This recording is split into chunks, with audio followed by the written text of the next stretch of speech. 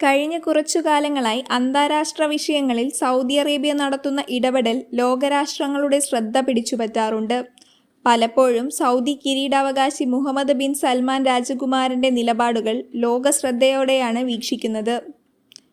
ഇപ്പോഴിതാ ശീതയുദ്ധത്തിന് ശേഷമുള്ള ഏറ്റവും വലിയ റഷ്യ തടവുകാരുടെ കൈമാറ്റം സംഘടിപ്പിക്കാൻ സഹായിച്ചതിന് സൗദി അറേബ്യയുടെ കിരീടാവകാശി മുഹമ്മദ് ബിൻ സൽമാൻ രാജകുമാരനോട് നന്ദി പ്രകടിപ്പിച്ചിരിക്കുകയാണ് റഷ്യൻ പ്രസിഡന്റ് പുടിൻ.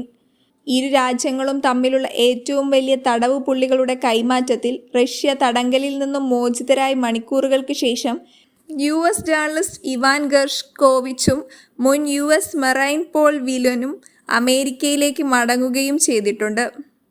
സൗദി രാജകുമാരന്റെ നേതൃത്വത്തിൽ 1.5 വർഷത്തിലേറെയായി നടന്ന ചർച്ചകൾക്ക് ശേഷമാണ് കൈമാറ്റം നടന്നിരിക്കുന്നത്. റഷ്യയും USഉം പരസ്പരം തടവിലാക്കിയ 24 തടവുകാരിൽ 16 പേർ റഷ്യയിൽ നിന്ന് അമേരിക്കയിലേക്കും പകരം 8 പേർ അമേരിക്കയിൽ നിന്ന് റഷ്യയിലേക്കും എത്തിക്കുകയും ചെയ്തു. സൗദി അറേബ്യയുടെ കിരീടാവകാശി ഈ പ്രവർത്തനത്തിന്റെ പ്രാരംഭഘട്ടത്തിൽ സജീവമായ പങ്ക് വഹിച്ചിരുന്നു.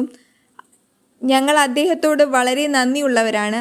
ഇത് ഞങ്ങളുടെ പൗരന്മാരെ മാതൃരാജ്യത്തേക്ക് മടക്കുന്നതിന് കാരണമായെന്നാണ് ഈസ്റ്റേൺ ഇക്കണോമിക്സ് ഫോറത്തിൽ പുടിൻ പറഞ്ഞത്. മാത്രമല്ല, കൈമാറ്റത്തിന് വേദിയൊരുക്കിയത് തുർക്കി പ്രസിഡന്റ് റജബ് തയ്യിബ് എർദോഗനോടും പുടിൻ നന്ദി പറഞ്ഞു.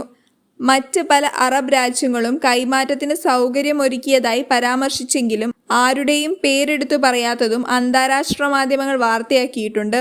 2015 മുതലാണ് റഷ്യ സൗദി ബന്ധം ദൃഢമായി തുടങ്ങിയത്.